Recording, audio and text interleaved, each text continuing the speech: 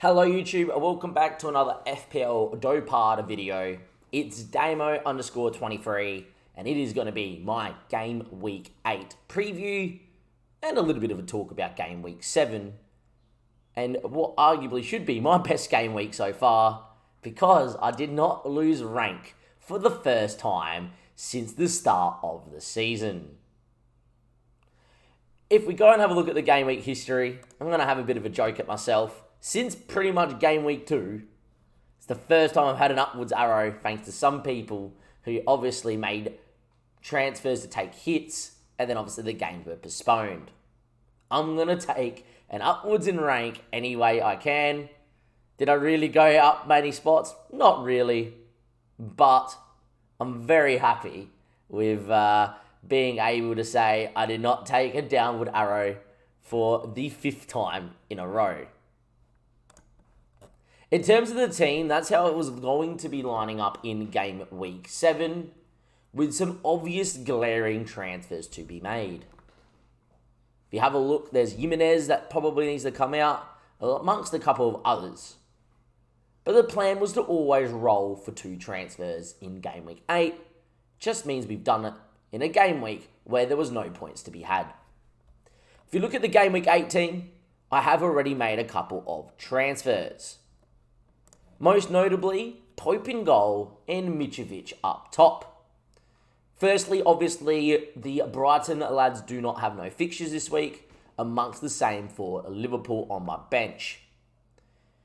We also had Jimenez, who I don't think was going to play, and because I don't have my wild card, I'm probably going to have to take a hit. Well, I'm going to take a hit to go and get 11 players on the park. If you haven't watched my wildcard video so far, it is on the channel and should be up before this video, where you talk about the players that you maybe could target for the future, or even if you're not on a wildcard, who has good fixtures and who can you go for. If you watch that video, you know exactly who I'm speaking about, and in the end, taught myself out of not going for Isaac, but going for Mitrovic, as he's got Forrest and can haul big this week, and maybe protect my rank if I do take a hit or two this game week.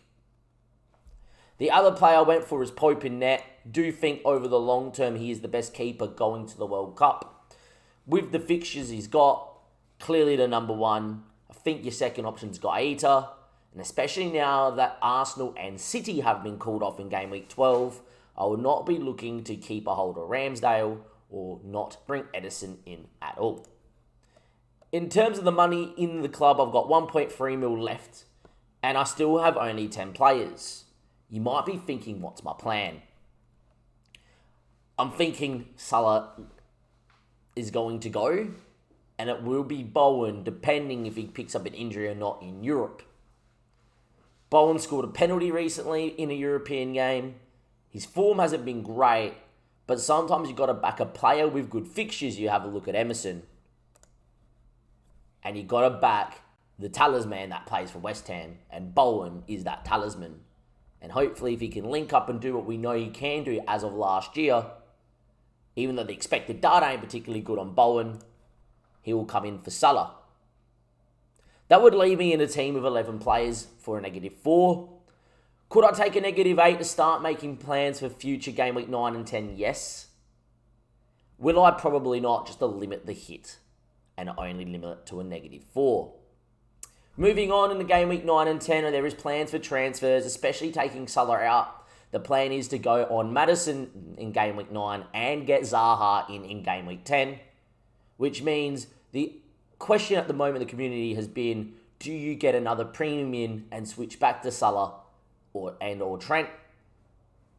For me, I'm keeping Trent all the way through, and in terms of the Salah move back, I'm actually planning on spreading the funds because the fixtures between the Bowen, the Maddison, and the Zahas are very good. I think can mask or if not outperform Salah considering the form we've seen so far.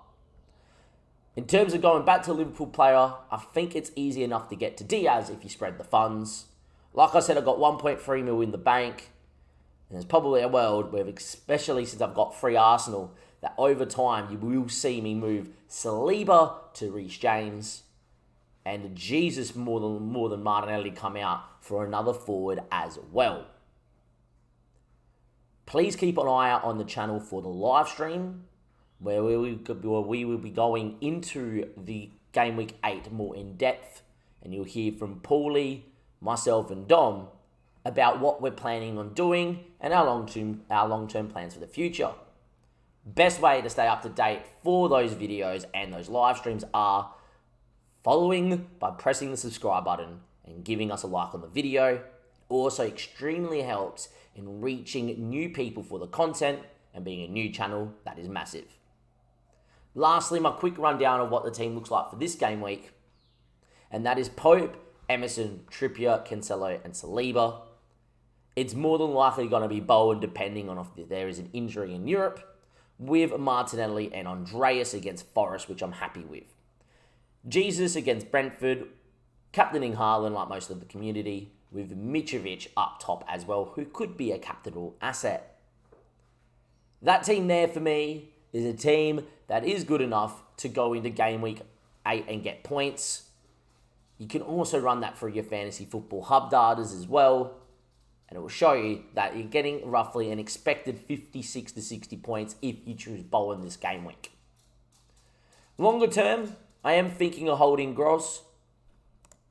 He is someone that I do know has bad fixtures in 9 and 10, but is someone in 11, 12, and all the way to the World Cup, is someone that you can hold on your bench and be a good bench asset.